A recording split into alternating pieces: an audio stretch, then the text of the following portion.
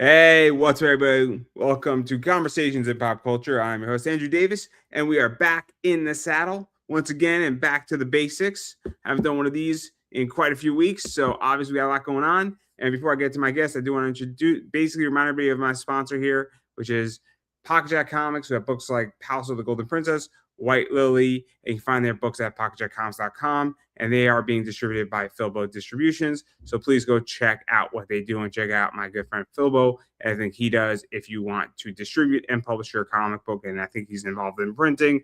And I know that's a whole mess, so we might get into that as well. But enough about that, because I have with me game board designer, comic creator, novelist Chris Brown. So welcome back to the show, man. How you doing? All right, we'll see you. Great, we're done. We're done. Hey, an easy day. Well, that was the most successful interview. No. Obviously, you got a lot going on. You got a Kickstarter that's going to be coming out for Slaughterville. The 4th expansion, I think, is the nicest, easiest way how to say it. Obviously, you can still get the board game if you didn't already have it. So if you need the board game or you need basic components, or if you need, and I'm sure we're going to get into it in a second here, and you could basically, we're going to go through it all. But why don't you quickly introduce who you are, because you just don't do Slaughterville, and I've kind of tipped my hat a little bit, but there's people who know who you are, who don't know who you are. So quick introduction before we get into the whole game, Slaughterville, and all that fun stuff. Yeah, I'm just Chris Brown. Not that one. And but yeah, I've been making comics, novels, board games, RPGs since 2005. Actually, it's when I had my first book published. So it's been a long time. I like telling stories. I like making games and things that people can have fun with, and then they can have stories to tell after they're done playing. And as long as you can do that, then I've done my job. Cool. So let's talk about this, because obviously, Slaughterville, it's a multimedia facet now. It might be the way how to put this. Where it's obviously there's some comic stuff with it, there's some novel stuff with it, and there's but the main facet of it is the board game stuff. Yeah. And so what is the basic concept of it before we get into it too deeply? Because every board game is different, right? I mean, you have Settlers of Catan, Shadows over Camelot, and I mean, there's like 4. I mean, I forget the game where you play against the island, and there's games you can play against the game. Oh yeah. I forget. I always forget the name of it. It's a great game. I was playing it like 3 weeks ago. It's been a long week for me. Yeah. Just so everybody's well aware. But yeah, so why don't you kind of explain a little bit about what Slaughterville is and all that stuff? Because again, there's people who don't know what this is who are going to be watching this. Sure. My main goal with this game was to make it mechanically simple to play, and it really, really is. But it tells a story, right? So it's a narrative thing that allows you to take, because I'm sure everybody's watched. Have you watched horror movies? Yeah. Okay. Have you ever yelled at the screen? Don't go in there, dumbass. I wouldn't say I've yelled at the screen, but I've thought it, right? Exactly. And that's what this game does, is it lets you take control of one of those characters as you travel through the town of Slaughterville. You build it out of 6 locations, and find out if you really would go in that crazy asylum, or if you really would go into the abandoned shopping mall, right? And as you explore, you're trying to find items, clues, and allies in order to get help to stop one of the, I think we're up to 24, 26 different villains, something like that. I don't have the number off the top of my head, but it's a lot. So let's talk about this, because obviously you've dealt with a bunch of stuff, and I don't want to go into game mechanics, because we've already spoken about that in several other interviews. So go check them out if you haven't. Exactly. Interviews. But what is this like? Because there is a component, I think, and I think it applies to comics, it applies to television, it applies to a lot of things, and maybe it doesn't apply to sports, because every season in sports the goal is to win, and of course you don't need to reinvent the game of football, every season, because there's a game between 2 teams, and you have new players coming in. But for games, anime, comics, television shows, you always need some new hook or some new concept in there. So what is that like? Because adding a new villain in and potentially adding a new mechanic in I don't know exactly what that is like, but you always need something fresh in play, I guess, might be the way Yeah, how I would describe it. But it's also tricky because trying new things is complicated, but also adding new components is necessary. hmm And what is that like? Because it's expensive, but it's also a necessity, I it guess. absolutely is. The beautiful thing is I build all of my games to be completely modular. In other words, I can drag and drop any villain, location, character into this game and set them up. And I'm a computer programmer, right? So I built that from the ground up. I wanted this to be something where even 20 years from now, if I come up with a new villain or a new location, you can sync it right up. And this expansion is going to work with every single copy of Slaughterville ever made. Um, but it's the thing is, as you said, to try to make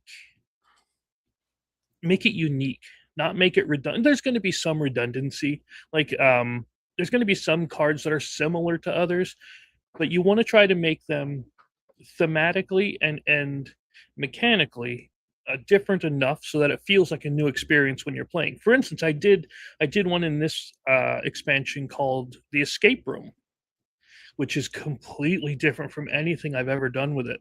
Where once you start exploring that one of the cards on the location is now you're in an escape room. You can't get out until you complete the card or die because you might die. Yeah, you're in a horror town. You're gonna die. Um, and the same thing with the villains. Like I started designing a couple of them, and they felt really similar to ones that I've done before. And I would say this to the wife, and I'm like, then I don't want it because if all you're doing is the same thing as you're doing in one of the other villains, why do you want the new ones? So that is my biggest challenge, is especially after 24 villains or 26 something wherever we're at now. I know there's over 80 characters in there, 20 something locations, is trying to keep everything unique and fresh. But one of the things I definitely did, and I recommend anybody going into game design to do this, start with a spreadsheet. I know it's nerdy, I get it, but start with the spreadsheet, have a set number value um, for whatever it is you're designing, and then stick to it. Otherwise, you have what happens to Magic or have most CCGs, that power creep where now all of a sudden your old stuff is pointless and the new stuff is way too powerful.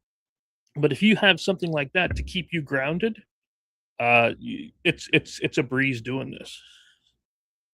So let's actually talk about that a little bit too, because Sure. obviously, I mean, you brought up Magic, and I don't know Yes. other games you play, but there's brokenness in Oh my games. lord. I mean, it's a problem. Mhm.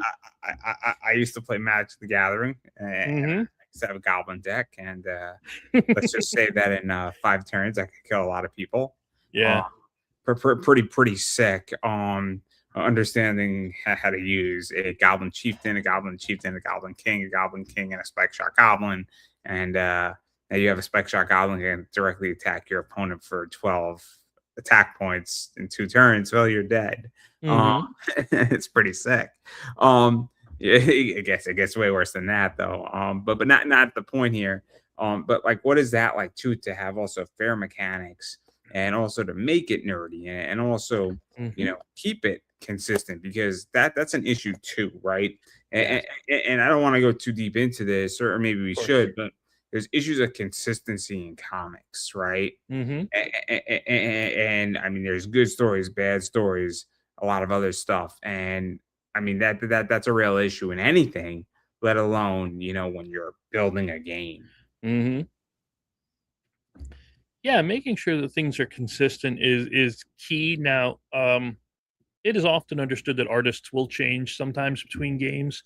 Thankfully, I use stock images, so it doesn't really change all that much. But when you were talking about the quality, like I have a game here. I'm telling you straight out, I love it to death. It's called Betrayal at House on the Hill. Right, you build a haunted house and you go through the haunted house with other players, but then at one point, one of you turns traitor and you're the bad guy.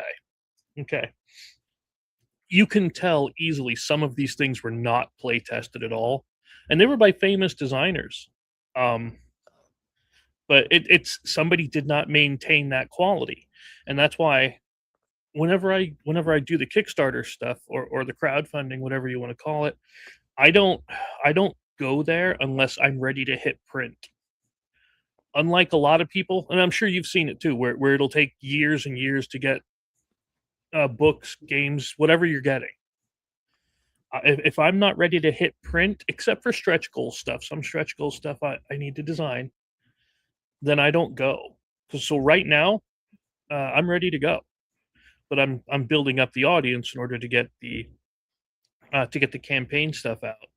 Let's talk about that, right? Yes. Because I don't know how you feel, but I think that's a big issue in crowdfunding right now. What's where that? people aren't ready to go and they're not ready Thank to print. you. And I don't really care if you say, "Oh, the book's done, the art's paid for." When I hear that, I don't even. Sometimes it's true, sometimes it's not.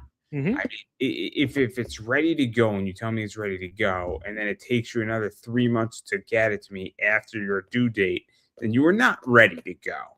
By Right. definition, I mean, this isn't, this is not the lawyer in me or the political science major or the pre-law student. It's just logic, right? Mhm. When I say to somebody, I'm ready to do an interview tomorrow night, right? I'm ready to go now. Yeah. I mean, if somebody reaches out to me at 2 in the afternoon and wants to do an interview at 9 o'clock, I'm ready to go at 7 o'clock for the most part, depending on my day, right? Mhm. On what's going on. So, I mean, but like, I think that's a real issue, right? Mhm. And I don't think it's a board game issue. I think it's just a collective crowdfunding issue. True. And I'm Yeah. a consumer on this. So I see it as a consumer. I don't see it as a person in Kickstarter. I'm just like, hey, you said it. I was going to get my product in May and I didn't get it till August. Mhm. You were not ready to go. Yet Yep. you said the book was done, or you said the board game was done. I mean, and it's a trust issue. I think it's a Yes. real trust issue. Yeah. And after 4, 5, 6 of these, but it's also extremes, right? I'm not Mhm. going to need people, but like somebody took 14 months to get me their book, Mhm. and they said it was done already, and I'm like, Yeah. what the hell, man? Where the fuck Mhm. was it? And I haven't backed their campaign since. Right. Yeah, I've had several board games where and where I've put an unhealthy amount of money, let's put it that way, on them, and they've never delivered. Same thing with comics. I'm missing quite a few comic books from people you'd know, and they're never getting them done. I think it's like 6 or 7 years late on some of these. So I've asked for refunds, written it off, and that's the other thing. You have to be approachable and honest as a creator. How do I want to say it? Mistakes can happen, right? And people are generally accepting of them, but when you ignore your audience, especially if you're having something late, that looks bad not only on you but on crowdfunding as a whole, and it ends up hurting everybody around. So let Unless me ask this. Let me ask this because I have a different eBay position, and so I have 40 days to ship out your item, right? So if you bought something and it says pre-sale, and you Mhm. reach out a day after you bought it, say, where is it? Why isn't it shipped? I'm most likely not going to answer you immediately because you legitimately bought it 6 hours ago, right? Okay. But like, usually I get back to somebody pretty quickly for the most part. But I mean, it says it crystal clear, hey, this is a pre-order, usually ships out within 3 weeks, right? Okay. So I'm not going to be answering in my business in particular, questions that are easily findable, right? So if somebody says the back's your Kickstarter, right? But I also think that if all of a sudden you said, oh man, we were with Comics Wellspring and they just refunded my money. I got to go figure out a new printer. And you Mhm. got to let people know, hey, look, I'm trying to find a new printer here and they're backlogged by 6 weeks. And I knew Exactly. I said this was going to happen, but we found one. Here's who we're working with. I'm sorry, this is out of my control. That's a different circumstance. But I also like, and this is just how I do it, and this is why I asked the question: is that what is late, right? is, Mhm. and I don't know anymore, right? Because I usually get stuff out. If I order something from Tops, I pre-sell it, and it's out in 3 weeks, and I have 40 days to ship it. I'm not late by any stretch of the imagination. I am be within my 40 days to ship it, right? So I Okay. don't think I'm late on that. I think if it's 80 days, I'm late. Well, I think pre-sales are different because just like if you were to buy, uh, what's a new what Wolverine Marvel the game Wolverine that's coming out. Yes. If I were to buy it now, and I wouldn't expect I wouldn't call Amazon or whoever I pre-ordered it through and say, "Hey, why didn't you ship my game?" No, I It happens bought it. every week. It happens every week in my eBay business. Every week it happens. Really? Because I bought that knowing it's not coming out until. It happens every week in my business. That is crazy. And granted, some of these people are probably like 9-year-old kids, and they ask their mom to buy them an $8 card, and then they just want their stuff. And once you explain to them, they're like, "Oh man, cool, man," and then they get it in 2 weeks, like, "Oh man, I'm super stoked." Leave me positive feedback. Happens every week though, every week, and it kills me because it's like, guys, I'm like begging. I don't want to answer these questions, but like, I'm not late, right? But then there's also Yeah. stuff that happens where the card has to be built. And what does that mean? So for instance, if you have a base relic in a card, the card has to be built. So Okay. so the card doesn't exist. You have a redemption for the card, but the card has to be built, and the card isn't built yet, but it's Oh, sold. It's crazy. So those sometimes take a lot longer, but the people who buy that are really understanding, and I give them, all the information I have. But that's my point is that, yeah. but this is why I asked the question because I don't know anymore what is late. And it's such an issue, right? Because is late that your due date is that I'm supposed to have it in my hands by May and it's not in my hands by May, or is it that I'm supposed to be, or is it that you have a grace period of June, or is it that it's now late in August, or do Mhm. I have to wait till September till it's late because you have a 90-day grace period? And this is why I stopped backing a lot of campaigns on Kickstarter, Yeah. to be 100% honest, because this late period, I don't know Mhm. because there is no rules here. There's not. There really isn't. In fact, I often pad my um ship date by a couple of months just to be on the safe side. So in other words, if I expect that I will have the product in hand by say June, I will say then I'm going to be shipping this in September. So then when I ship it in July, yeah, I'm early. And that's how I've done it this whole time. I've always shipped early because, well, I plan ahead. Some people don't plan ahead. Some people don't have the capability of it. They don't understand. I mean, it's not fair, I guess, because I've been doing this for about 15 years, and I just know I've played this game a long time, and I'm used to how manufacturing works. I'm used to how long it takes to ship things to me, and then things do happen. Like, oh my god, I forgot to order boxes, or I didn't order enough boxes. So now it's going to take another couple of days until I get boxes in. People are generally understanding about stuff like that. It's just you can't be dismissive. You can't be entitled. You can't say, "Well, no, you gave me the money. Stop asking questions." And Do, I've do, I've seen people like that. so let me ask this because it did. So I am financially responsible and financially irresponsible at the exact same time. For good reasons, right? I mean, so sometimes you're in a position where you have to spend more money than you have because things come across your desk, and that Mhm. you're gonna end up with more money over the next 6 months, but you're gonna have to eat some crow temporarily Right. because of opportunity that comes across, right? Mhm. And sometimes, not to quote the great philosopher Eminem, but sometimes there's once in a lifetime, right? Moments. The Knicks winning, the championship in 53 years was really a once in a lifetime opportunity, and there was expensive cards and stuff going on. and that was expensive at the time, and I'm gonna make money in the next 6 months on that stuff, but I can do better overall. But it was an incurred expense that wasn't there before because it wasn't expected. If that Mm-hmm. makes any sense, right?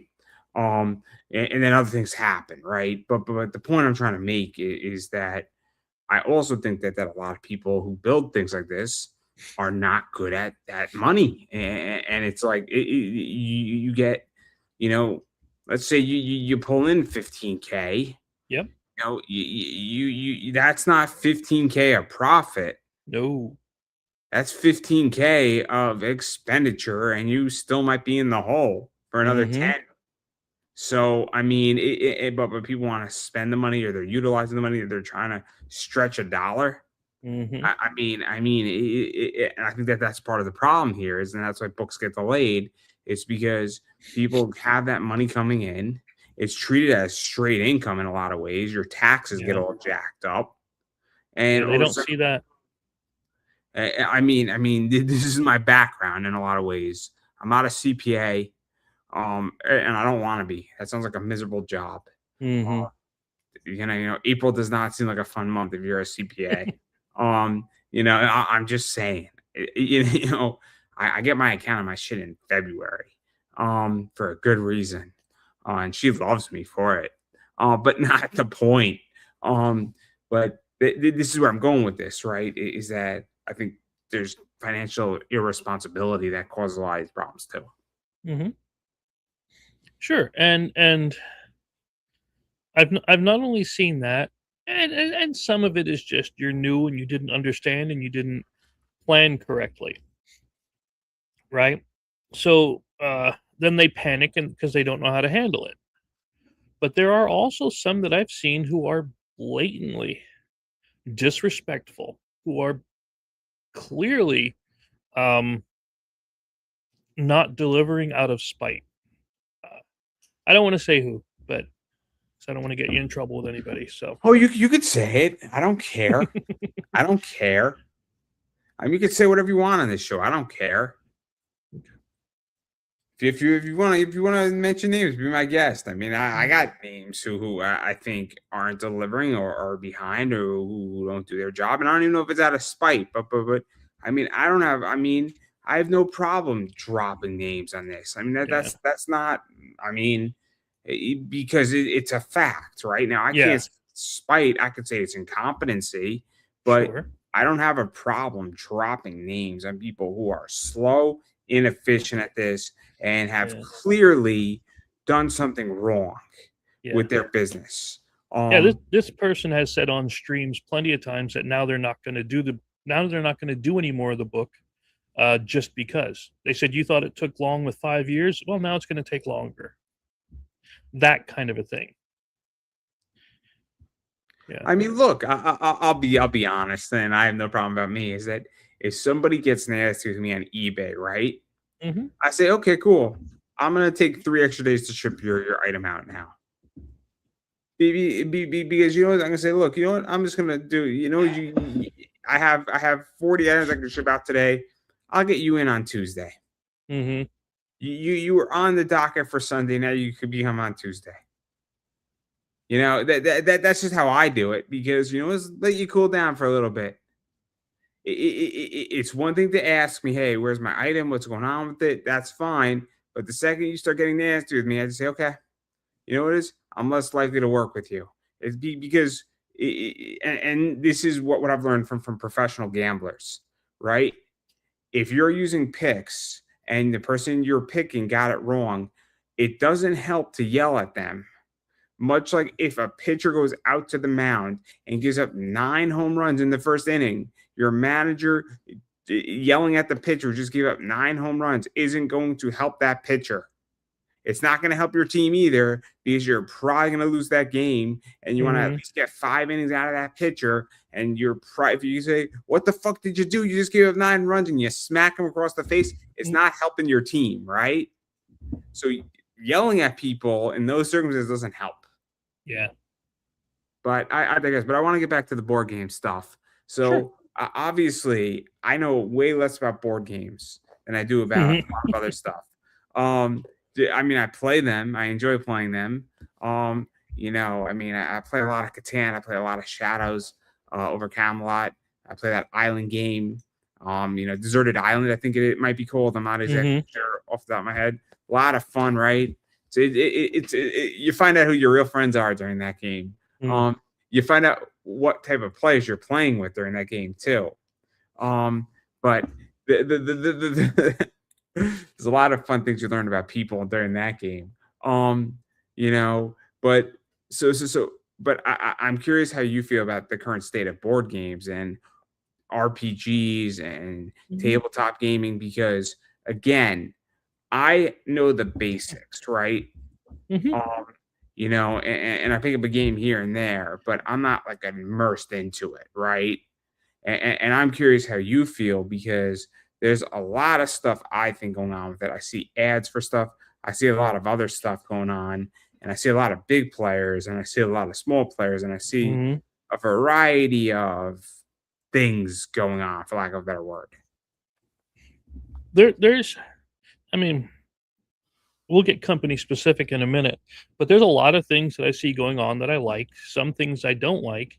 One of the things that I really like is that we're getting away from everything has to have tons and tons of miniatures in it, because then that was just ballooning the price of everything, and it just wasn't necessary for most games that had them. It was just to have them because people like to collect and collect and paint minis, so that made your campaign sell easier when you had miniatures.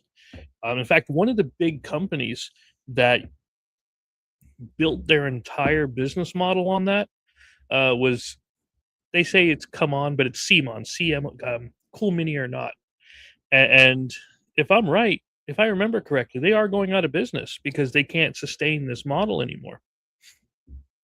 They've sold off a couple of different properties that I saw. But overall, and again, same thing with RPGs. RPGs are going in a really weird way, to where not all of them, but you see a lot more where they're built around almost no dice rolls. It's a subjective, I want to do something, then the GM just says, yeah, okay, you can do that, you succeed. It's like, then if you're just doing that, then just tell a story, dude. It's all good. The fun of an RPG thing is the randomness of the dice roll. But people are afraid to get feelings hurt or have their character die or something, and it's the theater kid mentality, to where everybody has to be the center of attention, and they don't want to be seen as losing for some reason. I don't get it. But So let me ask this, because I mean, again, I don't know the sector, right? But okay. that I mean, it seems to me that you could have a game where you don't need dice roll, and you could have logical persuasion as the dice roll in a lot of ways, if you have the right GM, right? Or even if you have, I don't even know how you would build it, but so you have logical situations. I mean, I got embedded to a game that wasn't based on that, but it was based on making decisions and events happen. So essentially, you have a randomized event component, and then everything works off of that. So, for instance, a fire breaks out in a building, and that's the RPG. So, Yeah. do you go up the stairs? You go down the stairs? You go to the third floor. There's a woman with her child there. Do you go help them, or do you keep going up? What do you do here? Or the fire is now approaching hotter, and what do you do here, right? So that's all subjective, logical reasoning. You don't need a dice roll per se for that. But that's so interesting, though, that it's going that direction. I mean, because I think you said it well, but I always thought the point is that you want dice rolls, you want a GM to intervene, and if you don't want your character to die, the GM should interfere to not prevent your character from dying. You can't be on the first dice roll and then you get a level 50 dragon killing you. Oh, well, that's a different thing. Yeah, no, you gotta that's just responsible storytelling, as we call it. But yeah, no, just like with your fire, I like the idea though. doing a fire rescue. I like that one. I might steal that. But the thing is, when you get it to where you don't have to roll dice, you fall into the trap of the GM's my best friend now, and everything I do is going to succeed. So now you're just okay. So you ran up this fire escape. Yay, you win, right? Whereas with the dice, it's I run up the fire escape. How's my agility or how's my strength to pull myself up? And then if you fail, then something happens. It's okay to fail. And that's what people don't have anymore. They don't have the understanding that it's okay to fail. You just got to, pick yourself back up and do something with it. So I don't know in which that I mean, I I don't know. I don't take RPG players to be soft. I mean, you have no idea. I don't buy it. I'm sorry. No. Maybe it's because I'm a tough kid, Yeah. and I've taken a lot of shots in the last probably 14 months of my life, a little too many to be honest. My bump card is pretty filled up. But I digress here. But Yeah. like I just don't see RPG players being soft. I guess. Oh, look up the Matt Mercer effect, man. Everybody wants it to be a big production, full on voice acting to where you are just alongside telling a story. That's all they want. They don't want the struggle anymore. Is it that they don't want the RPG? They want to be. They want to be main character. It's main character syndrome. That's what it is, or is it the fact that they want to be in Critical Role? Oh well, that's a whole different thing. That's a whole different thing. Yeah. I mean, because the reason why I bring this up is that I mean, look, I don't know. I say this right. Tom Shalhoub said it best. I don't want your life, right? I want my life to be better. Okay. In reality, if we get to the core of it, very few people want to trade their life for somebody else's. Now, most people want their life to be better, right? So I don't want to name me a celebrity, right? Let's see. I'm just gonna pick random Ryan Reynolds right now because it's the only thing that popped into my head. I'm sure Ryan Reynolds' life is awesome, right? Pretty sure of it. Awesome actor, but I don't know his struggles. I don't know his problems. I don't want to be Ryan Reynolds. And I want my life to be better, right? For the most part, right? Would it be nice to be able to be in Deadpool? Sure. Would it be nice to be so gifted that you could do Deadpool and do a great job with that and do all that cool stuff? Sure, right? But I don't want Ryan Reynolds' life. I want Andrew Davis's life better, right? And with an RPG, I don't know if these people want to be doing an RPG or they want to be, almost mimicking a RPG like Critical Role and be the main character and have that high-end production. And they've been sold a bill of goods that really isn't what that they bought, right? Because they've been Hollywoodized or Californicationized on it, right? I don't know. Does that make sense? Like, and that's where I go with this and that's just what I think, right? But I don't know if that's the case, right? Because I'm not in this space, but that's what it looks like, and that's what it sounds like. Yeah, I try my best to be fair and to make the game fun, but at the same time, I didn't kill your character. Your choices did. I put the stuff out there. If you decided to go through with it anyway, and things happen, well, things happen. It's just a game, dude. Just a game. Do you also feel though that in Slaughterville is not a active long RPG, right? Right. It's a one-off, right? So like you're not going on a 50-week campaign. You could. I mean, I guess, right? But you get where I'm going with this, right? Yeah. Like if you're going on a 7-year campaign with your characters where every other week you're playing with a bunch of your friends for like 4 hours in a D&D Zoom call, right? I can understand after a while you don't want your elf mage that you've known for the last 4 years that you've created to die. Right. That I understand, right? Make smart choices then. I don't know. Fair enough, but my point is that. But Yeah. I find it so interesting, right? Leroy Because Jenkins. I I never understood just how soft people are. Yeah. Well, that's how. When I first designed the Slaughterville board game, I had permanent death, as in not. I mean, I wouldn't come to your house and kill you. I mean, if your character died, then you were out of the game.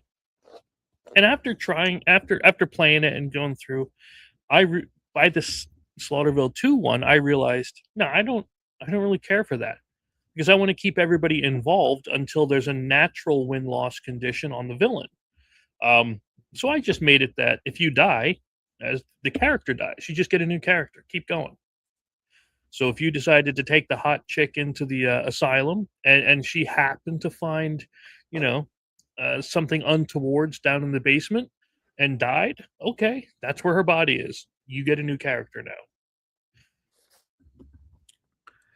I mean, it makes sense. It makes sense. It's just a different way of thinking, and everybody plays games differently, and that's cool. But my way is the way I design, the way I do things is actions have consequences. So I don't really have anything else to challenge on that. I mean, because there's nothing to challenge on that. But I do want to get into the other side of this, which Sure. is obviously production, because Yes. actually printing this stuff is complicated too. Mhm. You know, I don't know how many you need to print. I don't know what printing looks like in China versus the United States. I don't know what tariffs look like. I don't know any of that, right? Because it's not my cup of tea. It's not my area of expertise. Obviously, I know that, you know, there's been a lot that's happened probably in the last 2 years on this. And so what is that like? Because I think that's also I mean, it's not the buyer's responsibility to know how it's printed exactly, Right. but they should to some degree have an idea if you're an Oh, yeah. educated buyer. I'm not saying you have to be an expert, but you should have an education to it and how it's slightly done and where it's being printed. But you could answer that however you want. Okay. Yeah, absolutely. I used to print in China, and I say used to because it has gotten so cost prohibitive these days. They used to have smaller, what they call an MOQ, which I'm sure you know what an MOQ is? I do not. Minimum order quantity. Gotcha. I used to be able to order, excuse me, I hit puberty apparently. I used to be able to order 500 minimum. Now they're talking 1,500 to 2,000 units minimum. And it's just priced the crowdfunding creator almost out of it, because I would need 30 some thousand just to get the game printed and shipped overseas. Now that's not, then you'd have to add another 20%, 25% I think it was for tariffs, and then you have overland shipping of another 3 or 4,000. Customs fees, that's something a lot of people forget, is customs fees. But it's now more feasible to get it printed in the United States. Now I'm looking for actual board game manufacturers. Right now I'm going through a couple that do smaller print runs. So I'm able to get this one down pretty cheap as far as a funding goal goes. But yeah, it's definitely a more volatile market as far as shipping and printing overseas. But, you know, especially if you do what they call friendly shipping, customs friendly shipping, where you take a container and you divert it to the UK and you divert one to Australia, and then you bring the rest to the United States. Because that way you can ship within the countries and you ignore VAT fees and taxes and all that. At least to the customer, because you still have to pay it just for bringing it into the country. And that's something a lot of customers, you know, don't really understand. And that's fine. It's not their job to understand it. It's my job as the creator to do that all on the back end to where you don't know it exists. But yeah, so I've decided to print in the US on this one. just because that I think that they've more than tripled in cost to print in China these days. So let me ask this because I don't. I mean, obviously, I don't know comic printing exactly. Yeah. And I don't know the full extent of that, but I would imagine it's somewhat similar with changes that have occurred. Yes. Um, things are just more expensive regardless of how you look at it, right? And shipping is more expensive also how you look at it, right? Mm-hmm. For Every those who year. don't know, eBay for a single card just went up from 74 cents to 78 cents. Yeah. And we're talking about like an ounce of a card. So, but then also but shipping hasn't gone that much up. If you're shipping something with priority mail, that's 70 pounds or less. Yeah. That's relatively stayed the same. But that's neither here nor there. Where I'm going with this and why this is relevant, and I guess, that is, what is that like though? Because if you're printing in the United States and you're able to print, Mm-hmm. 400, and you only have 250 orders, and you need to print 1,500. I mean, that's also a game changer to a degree. Yeah. Because you could print almost on demand per se. And I Yeah, think pretty much. that's something that also is, because it's hard because you can't compete against DC or whoever has the license No. because they're going to print in China, Mm-hmm. because it makes sense because they can get all of that stuff really down packed. Because if you're printing 200,000 units, you're going to be able to get a pretty cheap cost. I was going to say, yeah, if you have the funds and you have the infrastructure in place to print over there, it's gonna be more profitable for you in the long run. But I don't have an extra 50 grand sitting around where I can, if I did, sure, I'd print it, have it shipped right here, and then you can just buy it without crowdfunding. I'd be fine with that. But then people also don't think of the logistics of warehousing. They say, oh, $7 is a lot for shipping. But then they don't realize, I got to buy boxes, bubble wrap, tape, and stickers, labels. Thank God they do pickup from the UPS, and the post office. So I just leave it on the porch and they pick it up. But yeah, it's a lot's changed. It takes so many little things, and like you said with the books, having the ability to print those 100,000, 30,000, 20,000 copies is you're right. You're going to get them down to like 15 cents, 20 cents, $1 a copy. But the average creator can't do that. So they have to plan ahead for that. They can't plan ahead as if they are doing Marvel prices. They have, and that's why, and again, and that's why I understand when indie books cost $10, $12 a book, because they can't get Marvel prices. So I'm more forgiving for things like that. I probably went on like 7 different tangents here, but I could talk all day. No. I am fine with an indie book costing $10. Exactly. I'm fine with it, and I'm not fine with it costing 20. No. It depends what it is, right? It depends what it is, right? Yeah. So you got 24, 28 pages, 32 pages, 10, 12 bucks. I get it. I get it. I'm not happy about it. But I get it, right? Yeah. There's a difference between getting something and understanding it and not getting something, right? Mm-hmm. But I'm not okay when it's a cover A and it's $25. That is excessive, right? Yeah. So I try to be reasonable in my pricing when I buy something. Yes. For those who, I mean, and sometimes what happens is that the free market determines a price, right? Mm-hmm. And I've had people said, dude, you were reasonable on something and I thought I was high. Yeah.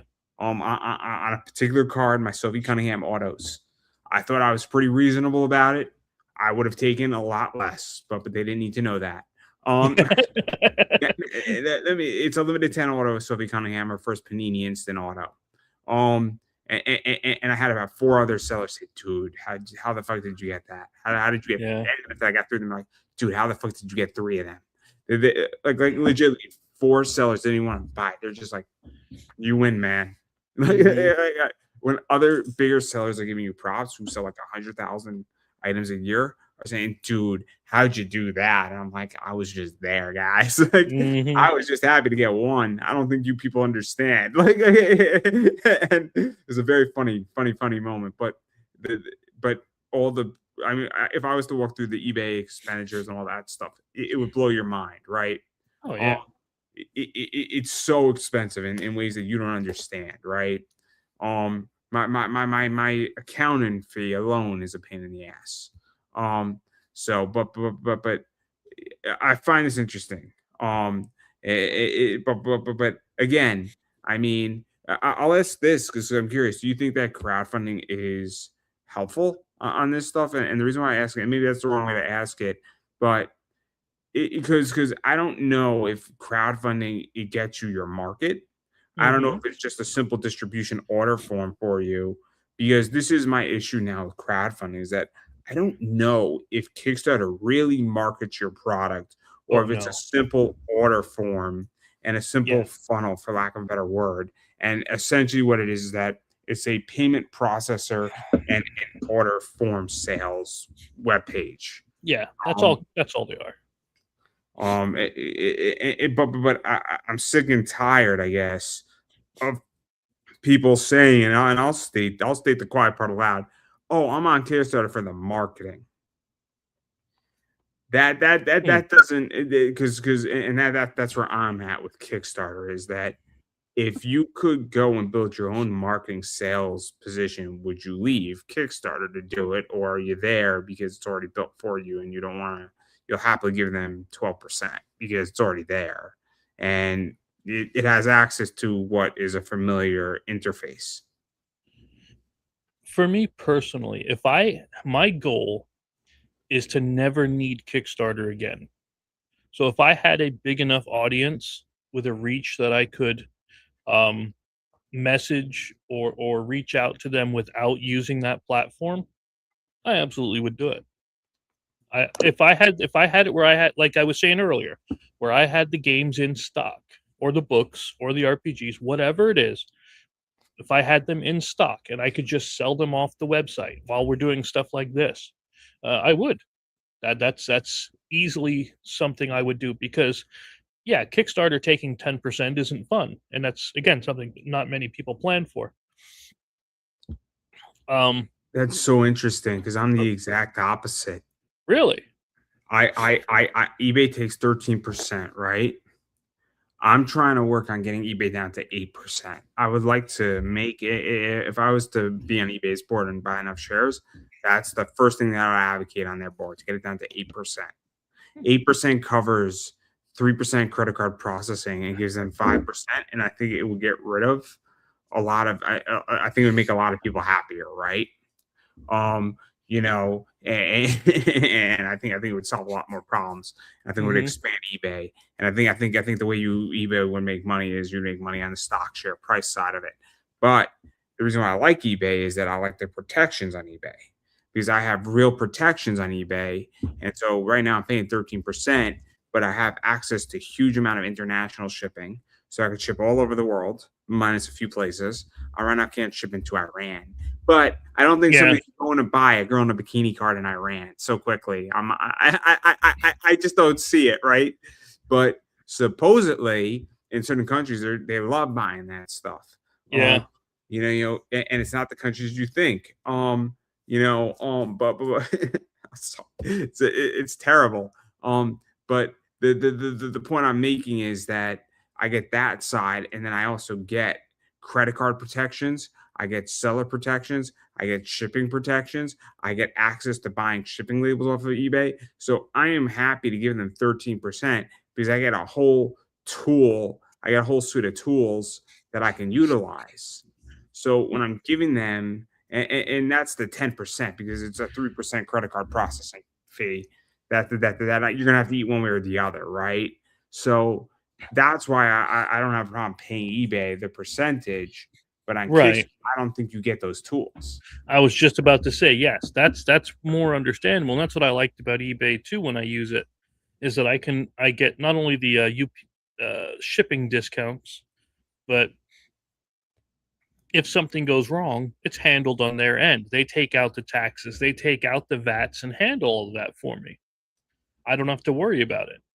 And whereas Kickstarter is literally just the platform, you build it, you market it, you do everything. Now, sometimes they'll put up, if you have the right product, they'll put on a project we love or something like that. Now, I will say this, Kickstarter just started a program. Now, I applied for it, but I know I'm not going to get it, where they will use Kickstarter money to donate to certain projects.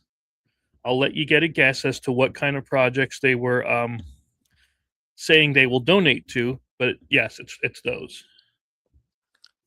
Oh, so is it the LGBTQ? Yeah. Is it potentially also maybe Halloween projects? No, You want to do that in October a little bit? No, it was art projects from that community. And I still applied for it because what the heck, you know? See, it's interesting, right? Because I mean, they're inviting a lawsuit in, essentially, and here's the lawsuit, right? The lawsuit is that they are picking, and they might be a private company, but the real question is that it goes into semi-public, semi-quasi circumstances, and the internet is a very complicated space. And it could get very interesting with the right person if they have a disability comic and they get not the representation, and Kickstarter now has anti-disability.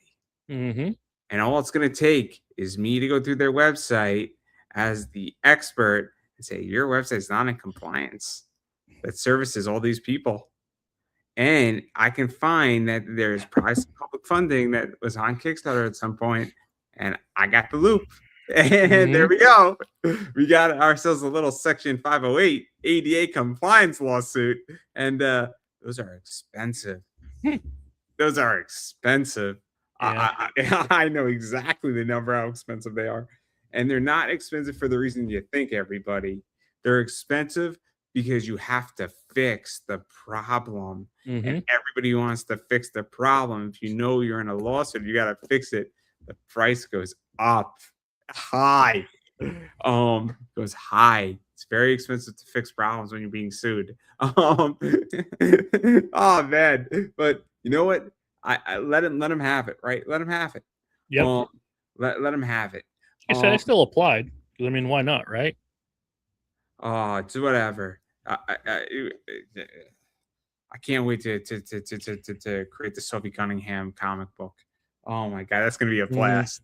Her and Kelsey Plum. Oh my god. I just need one. I just need one.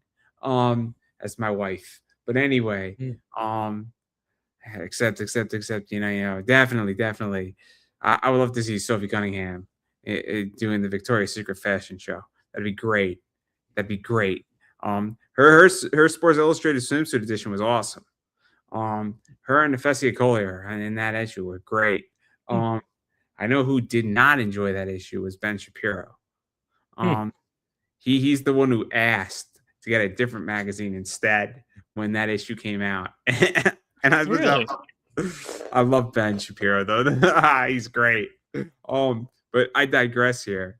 But anyhow, it is what it is. But I do want to talk about Kickstarter with you because again, I'm significantly backed out of Kickstarter for a lot of reasons. I don't think the projects on Kickstarter are great. I think there is one in a blue moon that's awesome, right? I just got my Ultraman set, and I love that set, right?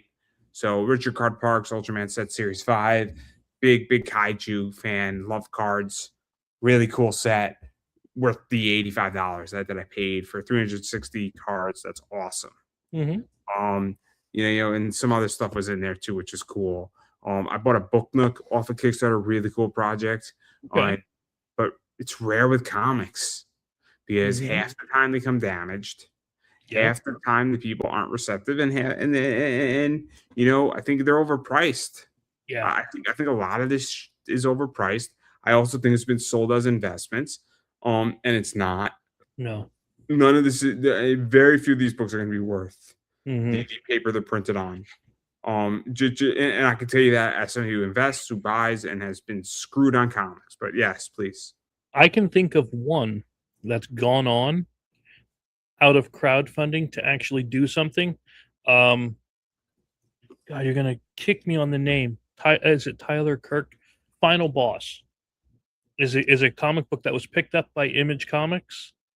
Tyler Um, Kirkman. is that what it is? Tyler Kirkman did. I think did Final Boss. Yeah. When I read issue one of that, that one I knew it had a neat premise, and I wanted to get more. And I never saw any more come out. And then all of a sudden, next thing I know, I saw it on, out through Image. That is the only one I can think of that actually went on to something bigger. Mike Shea has done stuff that like Lady Mechanica that does well because then it gets picked up by Image on the back end. Hmm. So I so didn't see so that one. so stuff like that does well. Where he says to go for like $500. I mean, Pat Chan, Destiny in New York, is always funded on Kickstarter first, and then it gets picked up by Black Mask. And so like he'll do it, and then it'll get picked up, and then it'll get re-released later on in single issues Sure. from the graphic novel on Black Mask. Now let me And ask. Destiny New York's also getting a television show. Nice. So Good for them. Good for good them. guy. Oh, I love Destiny New York. It's a good one. It's the concept is that, and I like the premise is that Logan, the main character, she fills her destiny when she's 12. This is the rest of her life. So now she's dealing with that she fulfilled her destiny for the world. But she was like 13 when she did it, and now the world's saved, and now she's dealing with her girlfriend. Her girlfriend is kind of taking over the mob family. They had a breakup. She's in another relationship. Then that relationship failed. Now she's back with her girlfriend. And like, you're dealing with your life, right? Mm-hmm. You did what you were supposed to do. So if you died, you're the hero. Yeah. But you got another 50 years of your life left. What do you do now? Like, Yeah. I've obviously oversimplified the book, I but understand. but you're dealing with this, and it's apply. I mean, it's a really cool concept because I don't know the genre, but it's dealing with humanity, right? Hmm. And that's what I like about the book. Yeah. So let me ask you this. You've seen omnibus, you've seen trade paperbacks, and so on. What do you think of bigger companies taking trade paperbacks to Kickstarter? Like they have Darkwing Duck, they or is it one of those? But like IDW has a few out there. They did the Transformers ones, the big GI Joe omnibuses. Um, what do you think about stuff like that? They did it with Power Rangers, Hmm. and I think it's interesting, right? So I mean, I have a Cherry book like that by Larry Welch, who did Cherry. Um, and so Cherry, it's kind of like it's Archie just adult. It's a good way to put it. Okay. Cherry Tart. And Larry Welch is one of like the last bastions of great American cartoonists Hmm. still alive.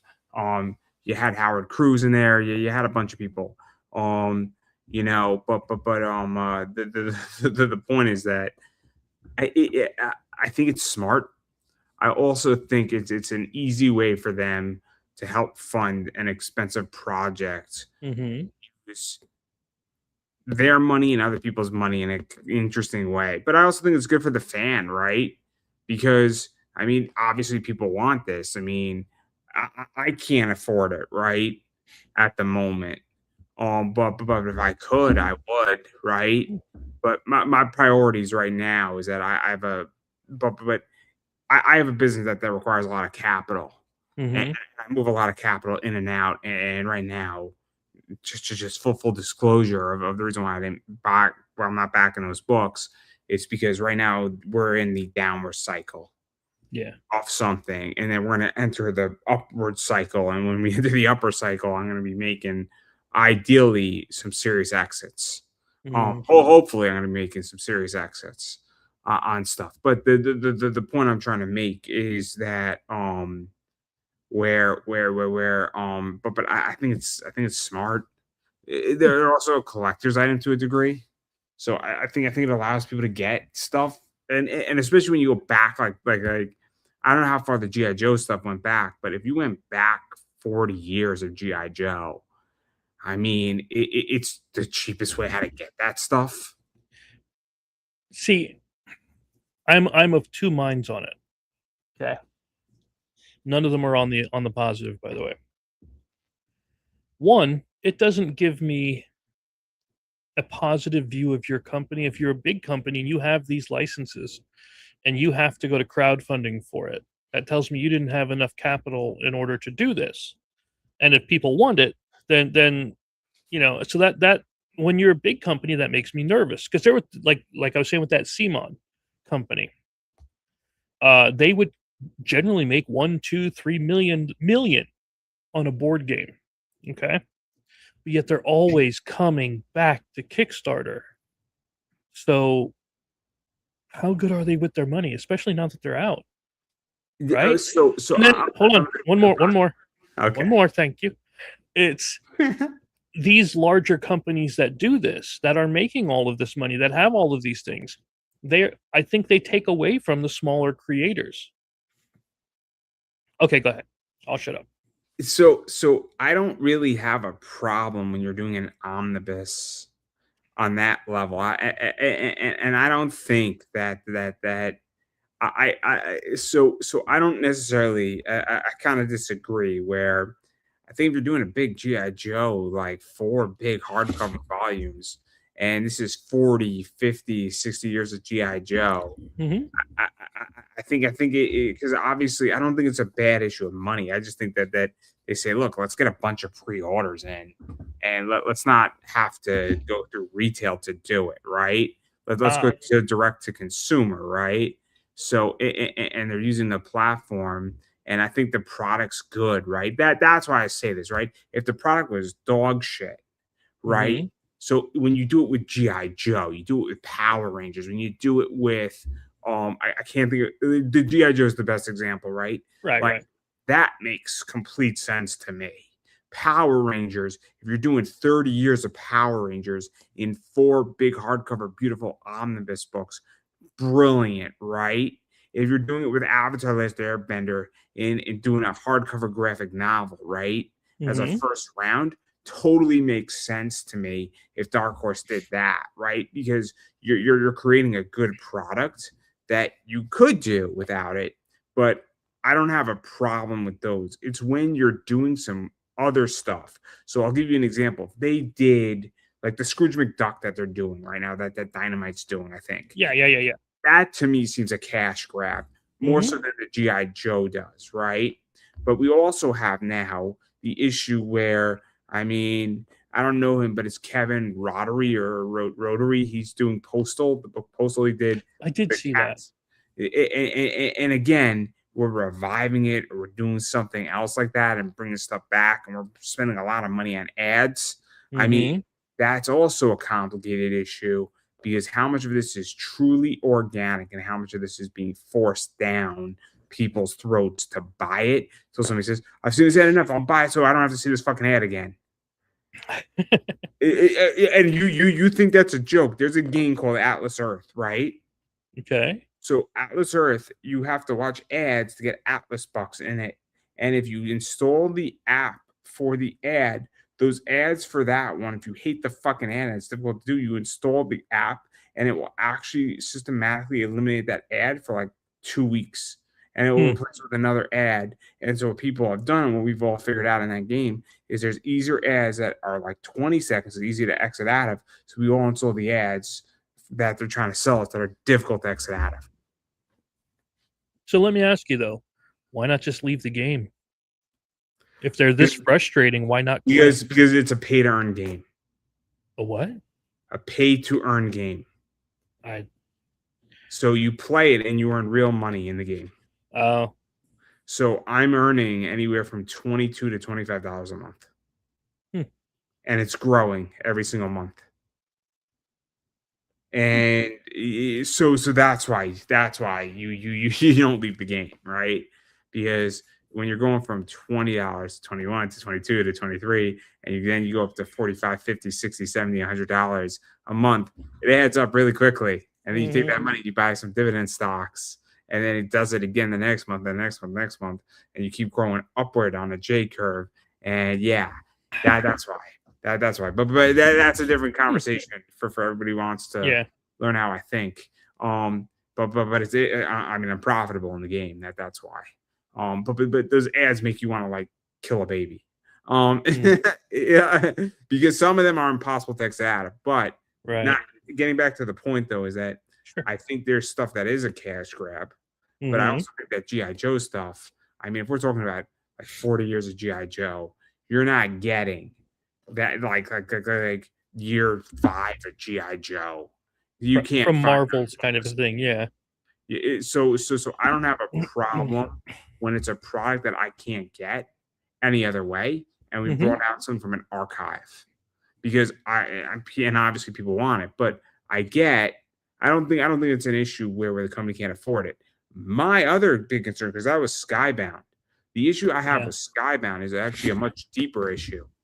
They are raising money and trying to sell shares of their company. That's a bigger concern than being on Kickstarter. Why is that? Because you're trying to sell shares in your company, which means that the company needs to raise capital, and you can't go to a traditional bank to raise capital because they don't like your business model. You can't go to Wall Street. You can't go to private equity. You're going to Start Engine or Crowd Engine or whatever's in. Tokyo Pop did the same thing, and that's really unsecured shares. Oh. So that's unsecured equity by definition, and it's very concerning when they're doing that, right? Because that means one of two things. It means that people who have money in Skybound, which are potential creators, employees, want exits out of the company, and so they're willing to sell some equity, or they need a lot of money, and they've been trying to raise $200 million because they can't operate without infusion of cash that they can't get, and they get it by this. And the theory is that they're claiming it's like the new Disney. Well, if you were the fucking new Disney, you would be able to go to traditional Wall Street all day.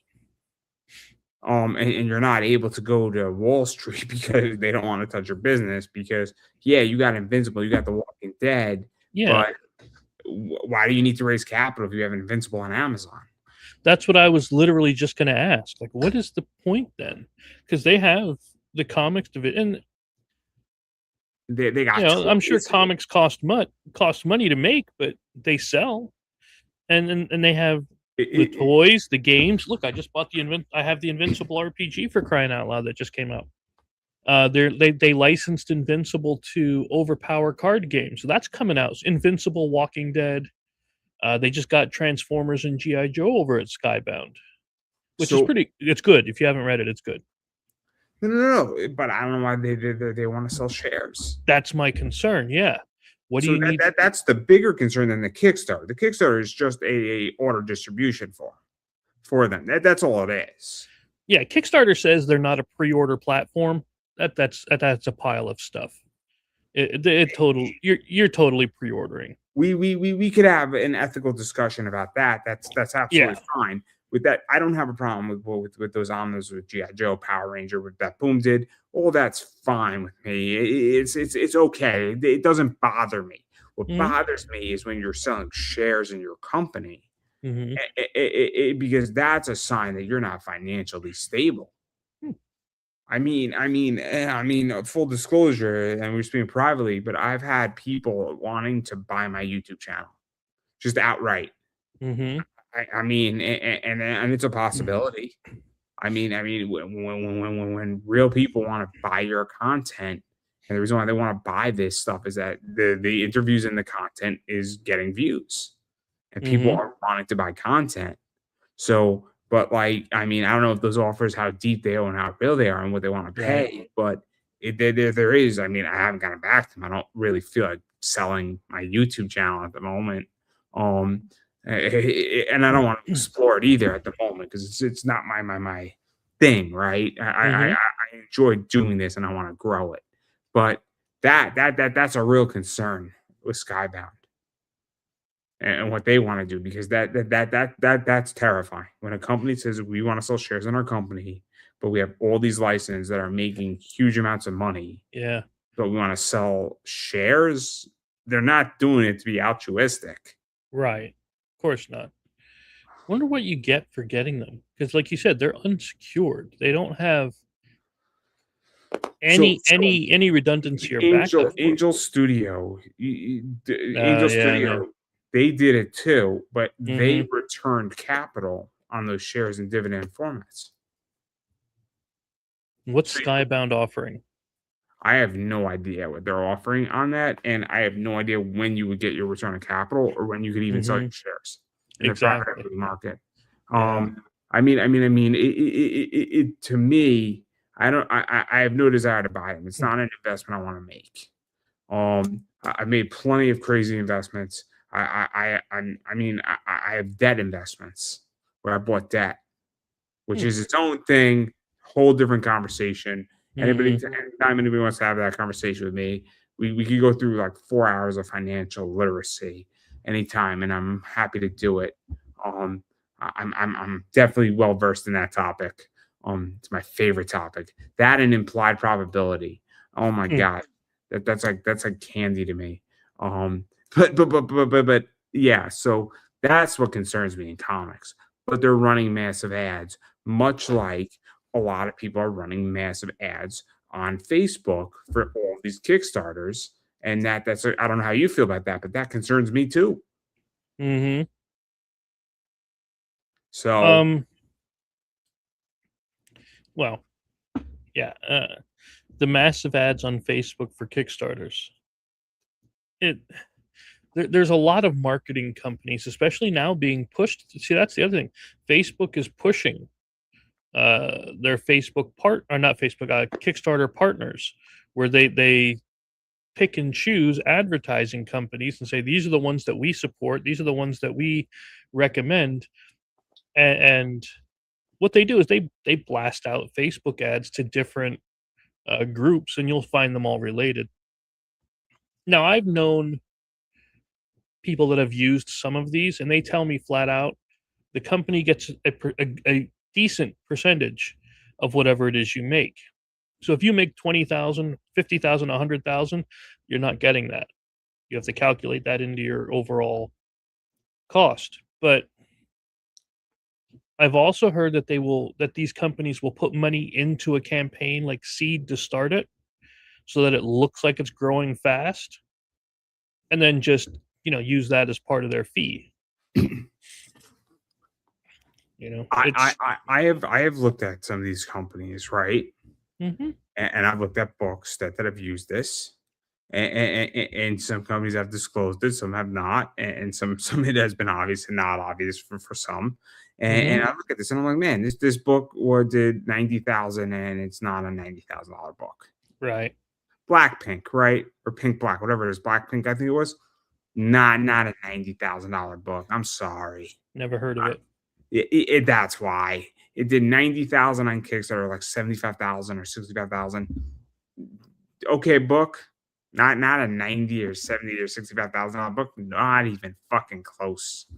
Not by a mile, and that's the problem. Mhm. Is that when you have books like that are doing 65K, and everybody says, "Oh my god, I can do that too," and then they don't realize that, oh shit, the person spent 10K Mhm. or 5K on ads. Yeah.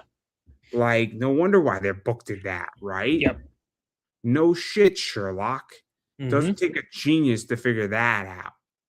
And then you read it, and then you say, "Oh shit, this wasn't what this was," and Yep. then you have a fucking problem.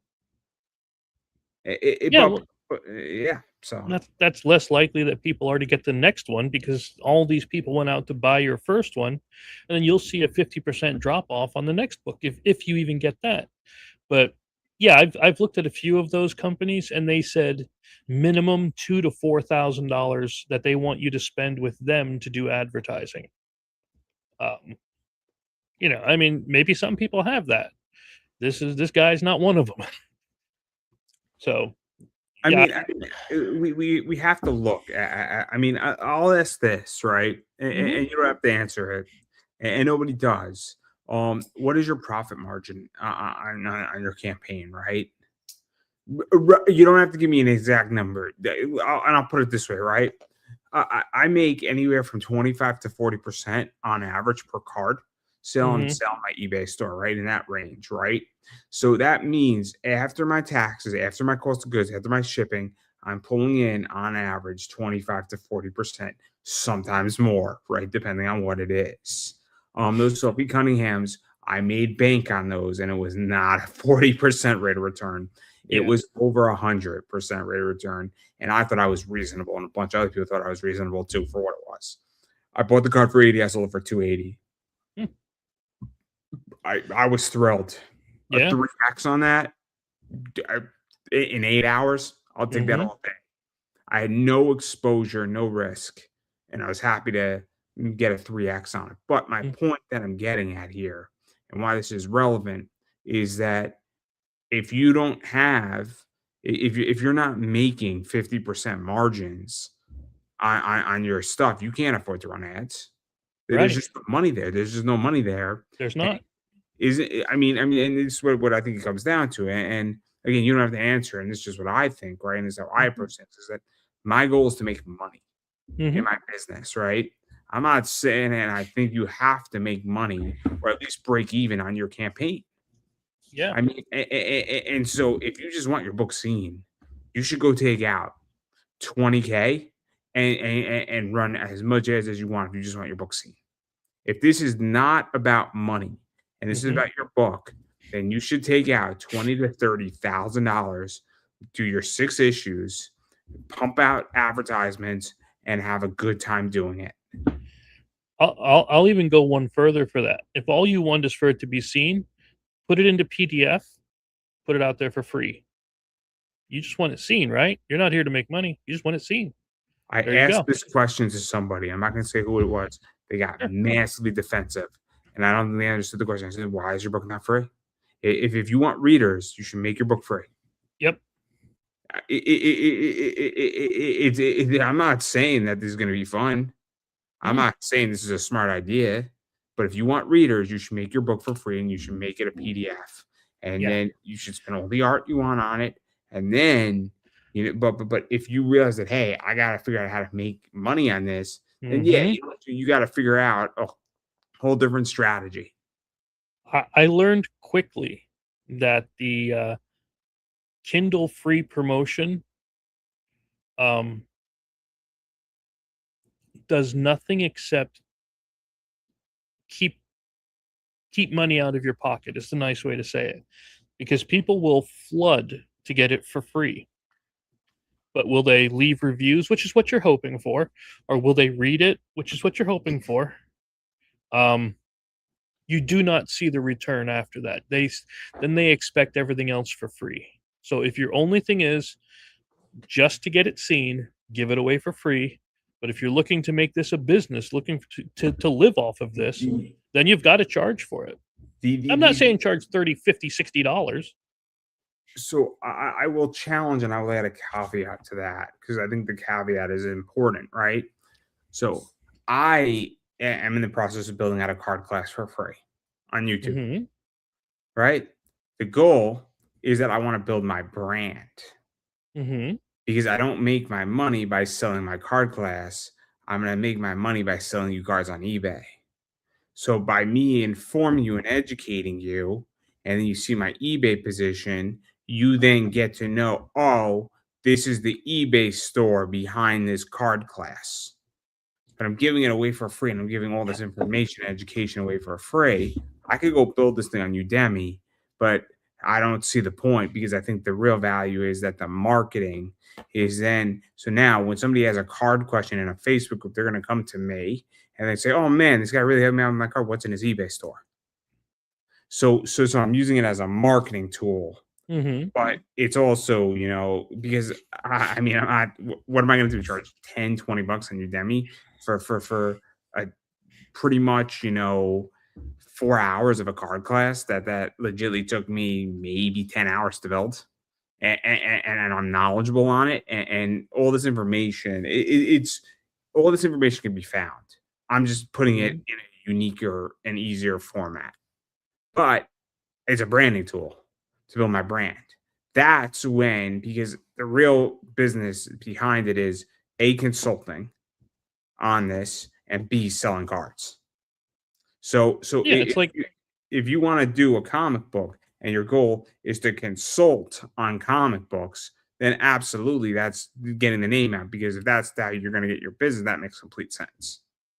So if you have a book on the business of comics, right, you should make your book for free, and it's a 60-page book because you want to consult on it, or you're Mhm. a lawyer and you want to represent people in lawyer comic book issues. That's what you want to do, and you get their email. But that's the only time something makes it sense to give it out for free in a PDF. Mhm. But I agree. But again, or if you want to use it to break into Marvel, Yeah. and you want to build a portfolio, and you say, look, I'll just give it out. I want 1 million people to read my book, so that I go to Marvel now and it's like Global Comics, and I'm like, 1 million people just read 20 issues of my book for free on Global Comics, and I'm a Yep. good artist. Boom, you might get hired by Marvel, because that's the end goal. So if you're using it in that sense, it makes complete sense. But again, the person I asked, they were not happy with me, Hmm. because they didn't understand that I wasn't saying you shouldn't be paid. Right. If you It, want readers, it's different than if you want to make money doing this. it's like the Costco chicken, right? It's $5 for that rotisserie chicken because they'll take the loss on that to bring you in to shop because you're already there. So now you'll shop and buy other things. Have you ever seen John Taffer and how he runs his Taffer bar pubs? I don't know who that is. So John Taffer does Bar Rescue on Paramount Plus and Spike. Okay. What he was saying is that you come, they say, "Oh, are you a new customer?" Right? So if you're a new customer, you automatically get a red napkin. You don't get a white napkin. You get a red napkin. The server introduces. It's awesome, and then the manager comes up to you and says, "How was everything?" And then what happens is that after that, he says, "Here, here's a card." Writes down $5 off chicken your next visit. Right? Mm-hmm. You gotta try the chicken. You gotta try the chicken. Here's $5 off the chicken. He says, "Great. Cost me $5 for the chicken." So now you come back because you're getting $5. It costs them $5 to do the chicken. Great. So you're obviously having a drink, you're having some other stuff. And then it says, "Oh, you hand the card, you order the chicken, you get it's a wash on the chicken, right?" Then what happens is that he says, "Oh my God, you got to try my cheesecake," right? So now what happens is that after 3 visits, they basically gave you a free meal of chicken. They gave Mm-hmm. you a free slice of cheesecake. And after 3 times, the likelihood of you coming back is 85% rate of Hmm. return. And it cost him $5 to get Mm-hmm. you back 3 times. And it's going to cost him on the fourth time. You have an 85% chance of coming back for a fourth time. And it cost him $5 to do it. Mm-hmm. Isn't that insane? Versing in New York City to retain a customer and get them back for a fourth time, it costs about $200 to $300 Hmm. to get them back. So he figured out how to get somebody back for $5. Hey, if it Crazy, works. Yeah. If it crazy, works, it right? works. So that's my point, is that retention matters, and understand how to Mm-hmm. retain customers. People in comics should figure out how to do that, Yeah. especially when you have drop off on your 6 issues on issue 4. You got to get people back for issue 1, issue 2, and issue 4 in particular. So if you go issue 1, you have a coupon in your book, or you have a promo code, boom, you Mm-hmm. get something else off on a promo, bam, maybe it's cheaper, and you have to figure out how to retain somebody. Well, here's the kick in the junk. And I almost said a bad word. You could say it's I fine. don't want to. I'm sorry, I would force you. No, it's okay. Well, I like to get digital copies of books to read. Okay. And I like to keep the physicals nice and pretty. So, one, if you don't offer me a digital copy, I'm usually not going to back your stuff. Two, I've seen digital copies going of even 10, the 20-page, 24-page books being upwards of $10 and $12 for digital copies. I can promise you I do not purchase them because it's ridiculous. Now, if you had a 120-page omnibus that was PDF for $12, yeah, I'm probably going to back that one. But not people want insane amounts even just for digital. This is what I never understood, and maybe you could explain it to me. I don't like this deluxe bullshit edition on a digital. What do you It mean? rubs me the wrong way. It's like, oh, bonus stuff in your book or like a soundtrack. It's Oh all yeah, digital. Fucking cut the shit off. Seriously. yeah. You're gonna charge another $7 or $8 for that shit? Mhm. Oh, that bothers me. And it's gotta be called out.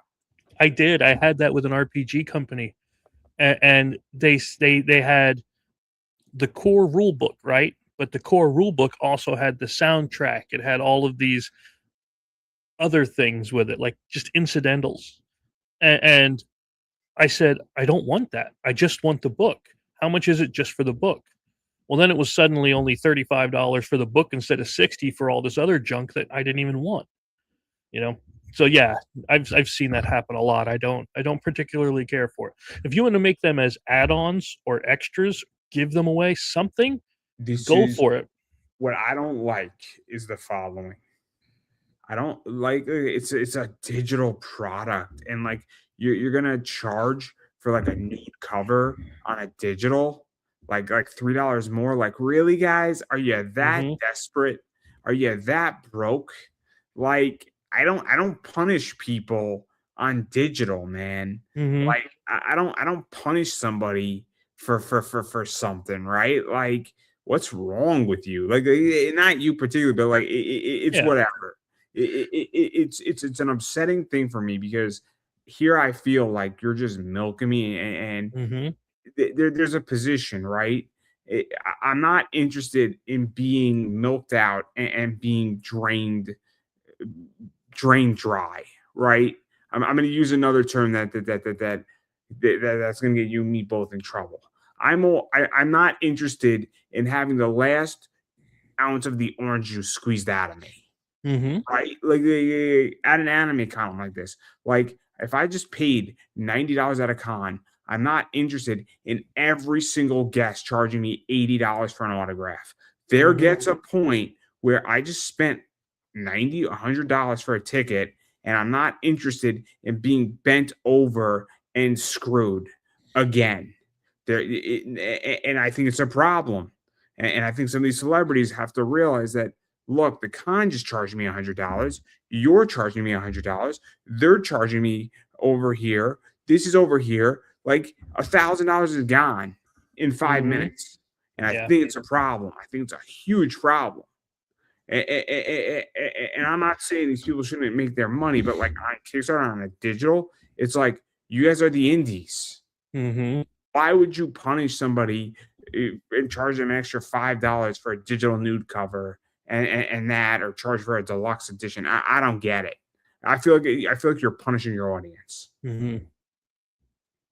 Yeah, Yep. I never understood that. I tried to keep everything, um like even mine were 64 pages digital. I charged, I think it was $5. And I felt bad about that, but I had to do something there. And even the physical was, I think, 20 or 25 for a 64-page thing. It's I don't know. I don't know. I I think I don't think get it. That's I, why I I got think out of comics. I think all of these people do not understand that you you have to figure out because you can't keep charging people. I mean, I'll give you an example, right? I'll ask this, right? Would you rather buy a Netflix subscription, a Paramount Plus subscription, or buy comics on Mhm. Kickstarter? Well, I mean, really, what's going to give you the most enjoyment? Yeah, I know. I don't get I, it. I, I, Now if you were trying to buy the physical covers, I'd get that they, of course they're going to charge you for each book, right? But for something like digital, it's an image file that you can just attach. It's not that big a deal. I don't know. I don't get it though. It's a pet peeve of mine. It's a pet peeve of mine, along with a variety of other things that are pet peeves of mine. There's a lot of pet peeves of mine, but this is not about me. I'm curious what you think, and I'm happy to tell people what I think. If you want to interview me and want to know what I think, they will, but they don't, because I call it down the middle, and the second I speak, it's gonna automatically be contentious. And I know it, and I'm fine with it. There's a reason why everybody who has a podcast and comps will come on my show, but they won't reciprocate. It bothers me. It bothers me. There's no doubt about it. And I have no problem explaining why. Because I just think it's bad manners, and I think it's bad, ethics. But I digress. And if you can't have me on your show, then you should at least compensate me in some format. You should absolutely reciprocate. It's just good manners. It's just good manners. In life, but I've learned the hard way that people in comics have not been raised right. Yeah, and maybe they need to go back to their southern roots and have some, fried chicken and a nice cold beer and jeans that fit just right. Mhm. There you go, Zach Brown for you, right? Yeah. There we go. So, but I digress there. But I am curious though about some other stuff that I want to talk about. So, so we touched upon a lot of stuff. So, where do you think the WNBA is going? The what? The WNBA. Where do you think that's going? And are we going to get Royce White in the WNBA? I don't know who that is. He is the Republican senatorial candidate who declared himself for the WNBA 2017 draft. Oh my gosh. That's kind of funny. It's brilliant. It's brilliant. They can't keep him out according to their own ruls. They can't keep him out. Look, there's plenty of teams who need him. Look at Toronto today. They got destroyed by the Fever. I mean, they definitely need a big player on that team. I mean, I'm just saying that I think that a lot of teams could use the power here. This is a perfect opportunity for teams to really reevaluate if they want to win a championship. Yeah. I am all for winning here. You can even get Bo Jackson back. You can get Bo Jackson is a little bit busy playing his card game. Yeah. That's why I brought him up. Yeah, I knew he had a card game coming. I like those cards. I'm hunting down that Sophie Cunningham auto in that set. Oh my God. She looks like Mercy from Overwatch. It's sick. Like, some of those cards are dope, man. Really? I bought one. Oh man, I bought a Paige Buchers card, like pretty cheaply. Like, they're really cool. Like, some of those cards are like really cool. Like I mean, they're awesome. Like, you have players who like, I forget what player it was, but like, he's like a Death Reaper. It's amazing. Wow. I have no desire to play the game. I just want to collect because the artwork looks sick. It's so cool to see like Patrick Mahomes as like a magical like medieval wizard. It's so cool. I gotta look that up. Oh, it's amazing, dude. Like, it's not even like I don't want to play the game. I just want to collect it because I think the cards look so cool. Mm-hmm. They look so cool, right? Like, I thought it was stupid at first, and then I started looking at how these cards look, and I'm like, damn, this thing looks amazing. Like, how did I miss this? Like, you ever like? I'm sure you've been there, right? Yeah.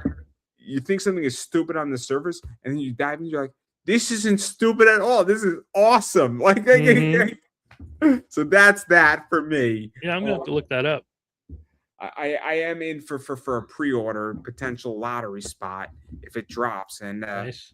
I will spend the money. I'm hoping I get a hobby box, and then I'm hoping I get a blaster. I can't afford a hobby box, so like $600. Oh wow. Yeah, I can't afford a hobby box. I could afford like a mega box maybe for like 120, 150. Mm-hmm. But I could afford like two blasters for like 30 a piece. I'll be thrilled with two blasters. Yeah, like that's what I really want. And I hope I get a promo pack for my $5 Yeah. down. That'd be great. That'd be awesome. I'd be such a happy camper at that level. But yeah, I thought it was stupid at first. Patrick Mahomes as like a Murloc wizard. I can't wait to see that. It's awesome, dude. It's like it's amazing, right? It's just amazing. But yeah, we could have Bo Jackson back in the WNBA. That'd be great. He could be the oldest player in the WNBA. It'd be great. I'm just saying. He'd still win. We could have so many people. We could bring Allen Iverson back. Oh my lord. We could bring Black Burden. Yep. I just looked at it, and one of the cards is the old 16-bit Tecmo Bowl Bo Jackson. Oh yeah, that's hilarious. Great, right? I need that. It's so brilliant. Like you don't even want to play the game, right? You just want to collect it, right? I just want that card. You just want to collect it because they're so cool, right? Like I thought this was stupid on its surface. I'm a Paige Becker's fan, so I bought that one graded, and it wasn't expensive. I was willing to spend $30. I got it for like 12, which I was excited about that too. I got it for a good price. But not the point. I'm like, this is such a stupid idea, and then you start looking at it, you're like, oh my god, this is brilliant. Wow. Who cares about playing? Like fuck that. Like I just want really cool cards. You just look at them, you're like, god damn, man. How come nobody thought of it first? How come I didn't think of this first? Like I could have easily built this whole set out. Easily. Wow. 20 minutes. Like, oh, it would be great. It would just like you got Nolan Ryan in there. Oh, everything is sold out. I'm looking at it now. Yeah, everything is sold out. No. The release, you could put down $5 for the next release that's coming out for the 2026 stuff. Oh, okay. So if you put down $5, you get a lottery spot. And you're guaranteed at least a blaster. It's great. I know, right? Guaranteed, if you get the hobby box, guaranteed one on-card autograph per box. Wow. I don't even want the hobby. I just want some blasters to crack open on like my YouTube channel. It'd be so much fun. It'd be so much fun. Like that's where I'm at. It's great. That is neat. But you're guaranteed if you put down the $5 to get blasters when they drop. But it's brilliant what they did because they have your phone. They have my phone number, so they text me every day and they send me an email with my $5. Okay. Got me for that, but they're guaranteeing me a promo pack and the ability to buy some blasters. Nice. That's how this game here, Cataclysm Arcade, they did that. They did something similar where I put down. I think it was I gave them $10 because it was $5 per pack, and they would send you the packs of cards, and then that money comes off of whatever you pledge on their Kickstarter thing. That's kind of what they're doing. Yeah. And I think it's brilliant, right? Heck yeah. But I can't wait for it. I'm just waiting for it to drop. And I got to see it. When you get it, let me know. I mean, I'm hoping that I get 2 blasters or 3. I have faith. I think you will. I think it's brilliant, and it's gonna be such a fun rip. It's gonna be such a fun rip. Oh my god! Yeah. Even though I probably can't afford it, but I'll figure out a way. I'm resourceful on how to figure out how to get money. I'll be okay. Is the point? Yeah. Depending on how the Dodgers do, which is up in the air right now. It's 7-5. They're playing like the Rockies. I don't want to talk about it. I don't want to talk about it. I don't understand. The Dodgers can beat the Brewers with no problems, which is the best team in baseball, and they struggle against the Rockies, who suck. It's mind blown, right? But I digress. But anyway, we don't have to talk about the WNBA. We could talk about Iran next if you so choose, but we don't have to talk about that either. Well, we could talk I about do- Andrew Wilson versus Candace Owens. That was fun. or how Alex Stein is finally going to be able to have his big booty Latina now that AOC left her man. Did she really leave her man? Yeah, but no, I do have to get up at 5 because I got to take my kid to the doctor, so I am going to have to get going. Well, in that note, I do want to give you a chance to promote yourself. Where can people find you, bother you, disturb you, hit you up? Check out everything you're doing. I have the link for people to sign up in the description. So that link's there, everybody, if you want to sign up for when this launches. But everything in between where people can find you, bother you, hit you up. Yeah, my main thing is Laughing Rogue PA on X. Of course, I'm Laughing Rogue on, or is it author Chris Brown? One of those things on Facebook, which I don't really use anymore. And of course, Laughing Rogue on YouTube. That's pretty much my main ones. And then my stuff is pretty much, Pop Anime Comics. Sometimes on Twitter. I am suspended on Twitter. So are you? Yeah, but not for the reasons people think. Somebody was calling me a degenerate gambler, so I said I slept with their mom. They said their mom was dead, and I said, well, she was alive last night. So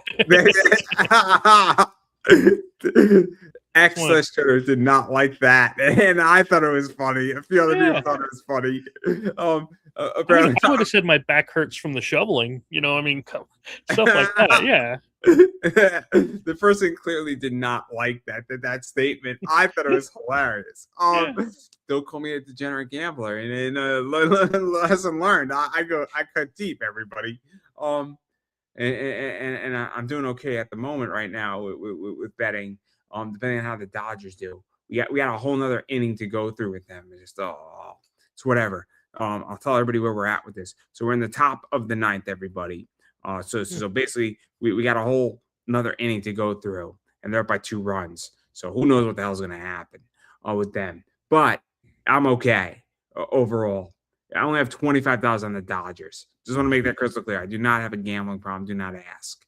But I'll be really pissed because if they lose, I'm legitimately like $13 away from $500 in the last 10 days of making. So I'm gonna be furious. I'm gonna be not because I lost $25, but because it would have been a great feat. But anyway, not the point here. I have another Twitter where I share my gambling advice called his name is King9. So you could bother me there. And I tweet a lot about the NBA. I typically yell at coaches. I troll Jason Whitlock a lot with Stephen A. Smith memes because he's a big fan of Stephen A. Smith. The other day, I think I did like 150 on one of his posts. I go deep too. I'm really trying to. I have a good time on X/Twitter, so you should follow me, everybody there. I have Bob Anime Comics on Instagram. I am less mean on Instagram. I promise you. I'm very, very nice on Instagram. And I like to have a good time on Instagram. I am Pop Anime Comics on Facebook. You can bother me there. You can find me on my personal Facebook if you so choose. It's not hard to find me. I'm pretty accessible. In my other Instagram is Big Boy Card Collecting. I have a good time there too. I interact with a lot of people there. It's very community centric around cards. YouTube obviously is Pop Anime Comics. TikTok is Pop Anime Comics. What else do I have? The eBay. Here we go. Yep. eBay, guys. Absolutely. As soon as I pull up my nice little image here, eBay is this. Look for Comics and Collectibles. Come shop those on eBay.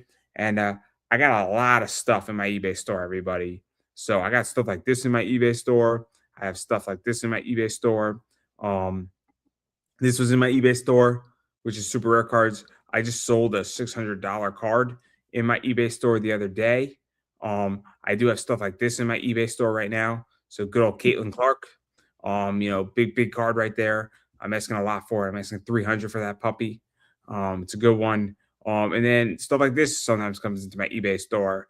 Really expensive stuff. So yeah. And then I have these in my eBay store. If you like Angel Reese, which that's her Chicago card, but she doesn't play in Chicago. She plays on the Dream, and I think they beat the Liberty. So there you go, right there. So good win for her. But yeah, so that's the stuff that I carry. I carry comics, cards, all that stuff. So, and I've been saying it for a while is that if first off, if you're looking for comps and cards, go to my eBay store, browse through it. If you see what you're looking for, you can always make me an offer. I don't yell, I don't bark, I don't attack. If it's not good enough, the worst thing that I'm going to say is no, thank you.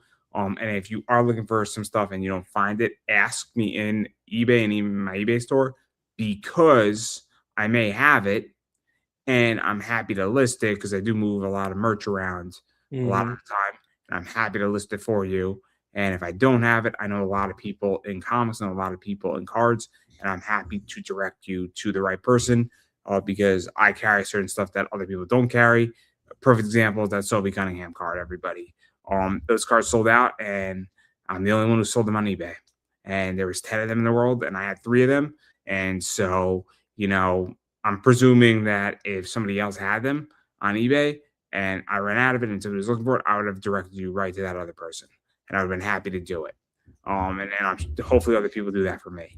But that's my whole thing. So again, you don't know what's coming into my eBay store. There might be something interesting on Thursday if I get it.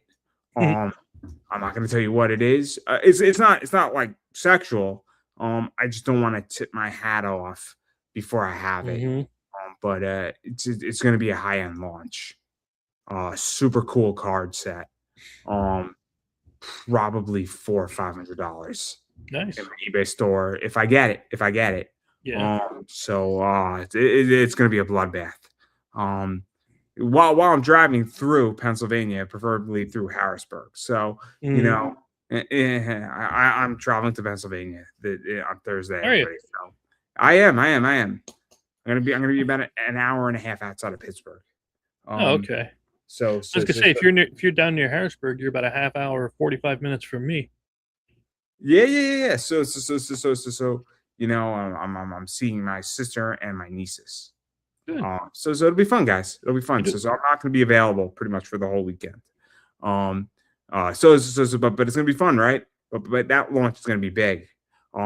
If I get it, but I don't want to push the cart. What was I saying? Put the cart before the horse. Yeah. Yes. So that's something I got to want. If you're hitting the Harrisburg Comic-Con, I think it's this weekend, when you'll be down, let me know and we'll meet up. I'm probably leaving Saturday. Okay. And I'm not going for that reason. I'm going for a different reason completely. And I'll be honest, I'd rather hang out with my nieces. I don't. If I had feelings, they'd be hurt. No, it's not like anything. Again. If I was going for a Comic-Con, I would go, right? Yeah. But I don't see my nieces, and I want to hang out with my nieces because they were up here about 3 months ago. So that's the reason for the trip, right? But if they're acting difficult, maybe I'll sneak out and go to the Comic-Con. One of them is 4 and the other's like 2.5, right? So you don't know what mood they're gonna be in. But I digress. Basically, if you want to come bother me, I am Pop Anime Comics. I don't bite. I'm pretty accessible. Shoot me a message on any of my social media, and I'm happy to talk about anything, cards, politics, the New York Liberty, the Dodgers, WWE, society, alcohol, some other stuff maybe that I can't mention here. Yeah. Hey. But I like talking about cards and implied probability. And if you want to learn how to card count, I can teach you how to do it, but I don't recommend it because it could end really good or really bad in a casino. So on that note, everybody, I'm gonna pretty much say that's all I got going on. And I'm gonna give you the final word. Gosh, I wasn't expecting that. Support your locals, but don't be afraid to call out those that deserve it.